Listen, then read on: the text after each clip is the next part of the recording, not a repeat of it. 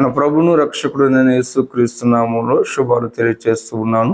యేసుక్రీస్తు వారు పలికిన సిలువలో పలికిన మొదటి మాట క్షమించటం. లూకా సువార్త పుస్తకము 23వ అధ్యాయము 34వ వచనం. తండ్రి వీరేమి చేస్తున్నారో వీరెరుగు కనుక వీరిని క్షమించమని ప్రభు మొదటి మాటగా సిలువలో పలికారు. దేవుని బిడ్డలారా, ఈ ప్రపంచం మొత్తంలో అందరినీ క్షమించిన వారు ఎవరైనా ఉన్నారంటే అది యేసుక్రీస్తు ప్రభు వారు ఒక్కరే.